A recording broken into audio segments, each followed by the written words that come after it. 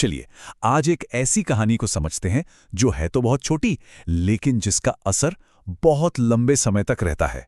ये एक ऐसी कहानी है जो हमारी रोजमर्रा की जिंदगी में छिपे डर को एकदम से सामने ले आती है और हमें उन चीजों पर सवाल उठाने पर मजबूर कर देती है जिन्हें हम आमतौर पर देखते तो हैं पर कभी सोचते नहीं। बस इतना ही। यही वो लाइन है, यही वो पल है जहां सब कुछ बदल जाता है। एक ऐसा लम्हा जब फिजिक्स के सारे नियम टूट जाते हैं और एक साधारण सा बाथरूम अचानक दुनिया की सबसे डरावनी जगह बन जाता है। तो सवाल यही उठता है, आखिर कैसे? ये सिर्फ एक डरावनी कहानी नहीं है, ये डर पैदा करने की कला का, क्राफ्ट का एक बेहतरीन नमूना है। तो चलिए थोड़ा और गहराई में उतरते हैं और देखते हैं कि ये जादू आखिर काम कैसे करता है। पता है इस कहानी की असली ताकत क्या है? कोई मॉन्स्टर या भूत प्रेत नहीं।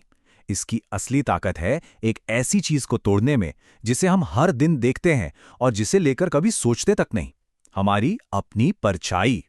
हम सब तो यही मानकर चलते हैं ना, परछाई क्या है? एक अंधेरा सा साया जो हमारे पीछे पीछे चलता है। उसकी अपनी कोई मर्जी नहीं, अपनी कोई सोच नहीं, वो बस होती है, पूरी तरह से हमारे कंट्रोल में। और बस डर की शुरुआत यहीं से होती है, जब कोई बेजान और हम पर निर्भर चीज अचानक जिंदा, आजाद और जागरूक हो जाती है। ये असल में कंट्रोल खोने का डर है। इस बात का डर कि जिस दुनिया को हम जानते हैं वो उतनी सेफ नहीं है जितना हम समझते हैं। अच्छा, अब जरा कहानी की बनावट पर गौर करते हैं। लेखक ने सिर्फ शब्दों का इस्तेमाल नहीं किया, बल्कि वाक्यों के स्ट्रक्चर और उनकी रिदम का इस्तेमाल किया है डर बनाने के लिए। कहानी की स्पीड को देखिए। जैसे जैसे किरदार रिया का डर बढ़ता है, वाक्य और छोटे और तेज होते जाते हैं। ये एक कमाल की लिटरेरी टेक्निक है जो पढ़ने वाले को किरदार की बढ़ती घबराहट को सीधे महसूस कराती है। वो जम गई, बहुत तेज, कोई फालतू शब्द नहीं। ये सिर्फ एक एक्शन नहीं है, ये वो जमा देने वाला डर है जो हमें ठीक उसी शॉक की हालत में डाल देता है जिसमें रिया है। और फिर कोई जवाब नहीं।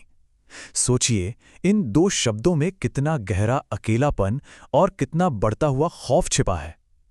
हर छोटा वाक्य उसे बाहरी दुनिया से और भी दूर करता जा रहा है, उसे उसके डर के साथ अकेला छोड़ रहा है। अब जो चीज सच में कमाल है वो ये है कि कैसे ये छोटे छोटे वाक्य सिर्फ कुछ शब्दों में ही एक ऐसे खतरे का एहसास करा देते हैं जिससे बचा नहीं जा सकता।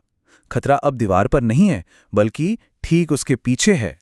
इसके साथ साथ लेखक ने डर पैदा करने के कुछ क्लासिक तरीके भी इस्तेमाल किए हैं। टिमटिमाती रोशनी, मतलब आंखों पर भरोसा नहीं कर सकते। चरमराता दरवाजा और फुसफुसाहट, मतलब कानों को भी धोखा दिया जा रहा है। ये सब मिलकर एक बंद कमरे में फंस जाने के एहसास को और भी गहरा कर देते हैं। तो ये तो हुई लिखने की टेक्निक की बात। अब जरा इसके पीछे की साइकोलॉजी को समझते हैं जो इस कहानी को इतना असरदार बनाती है। और इसी को कहते हैं दी अनकैनी। ये वो चाबी है जिससे समझ आता है कि एक मुस्कुराती हुई परछाई एक गुर्राते हुए जानवर से कहीं ज्यादा डरावनी क्यों होती है। अनकैनी वो एहसास है जब कोई जानी पहचानी चीज अजीब और गलत तरीके से बर्ताव करने लगती है। मतलब ये अलमारी में छिपा कोई मॉन्स्टर नहीं है, ये तो आईने में अपनी ही शक्ल है जो तब मुस्कुरा रही है जब हम नहीं मुस्कुरा रहे। डर बाहर से नहीं बल्कि अंदर से आ रहा है। ये हमारे ही वजूद का एक हिस्सा है जो हमारे खिलाफ हो गया है। और ये टेबल देखिए, ये इस कॉन्सेप्ट को कितनी बढ़िया तरीके से समझाता है। एक साधारण सी चीज, एक परछाई, कैसे एक डरावनी अनकैनी चीज में बदल जाती है। हर वो पहलू जो सेफ और भरोसेमंद होना चाहिए वो अचानक खतरनाक और अनप्रिडिक्टेबल बन जाता है। कहानी में एक और चीज है जो इसे बहुत पावरफुल बनाती है, और वो है चीजों को अधूरा छोड़ना। चलिए देखते हैं कि कैसे वो सवाल जिनका जवाब नहीं मिलता डर को और भी गहरा कर देते हैं। ये सवाल यही कहानी का सबसे बड़ा रहस्य है। लेखक जानबूझकर इसका कोई जवाब ही नहीं देता। क्या परछाई ने उसे रिप्लेस कर दिया? क्या वो उसे कहीं ले गई? हमें कुछ नहीं पता। ये सारे सवाल कहानी को हमारे दिमाग में जिंदा रखते हैं।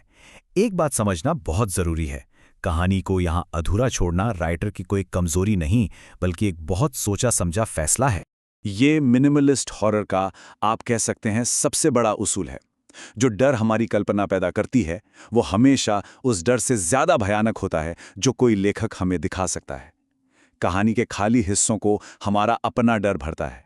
तो आखिर में इस छोटी सी लेकिन इतनी पावरफुल कहानी से हम क्या सीख सकते हैं? इसका निचोड़ क्या है? तो देखिए, ये कहानी असल में एक तरह की रेसिपी है, एक 4 स्टेप की रेसिपी कि कैसे कम से कम शब्दों में ज़्यादा से ज़्यादा साइकोलॉजिकल डर पैदा किया जाए। ये किसी भी कहानीकार के लिए एक मास्टर क्लास की तरह है। तो असल में ये कहानी सिर्फ डराती नहीं है, ये तो हमारी सच्चाई की समझ को ही हिला देती है।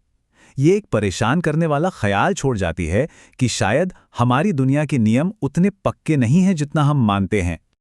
और फिर कहानी की आखिरी लाइनें, ये लाइनें कुछ कहे बना ही सब कुछ कह जाती हैं। रिया जा चुकी है, लेकिन उसकी परछाई, उसकी आज़ाद और भयानक नकल अब भी वहीं है। ये एक ऐसा ख्याल है जो कहानी खत्म होने के बहुत बाद तक हमारे साथ रहता है। यही सवाल ये कहानी हमारे लिए छोड़ जाती है, एक ऐसा सवाल जो शायद अगली बार अपनी परछाई को देखने पर हमें एक पल के लिए सोचने पर जरूर मजबूर कर देगा।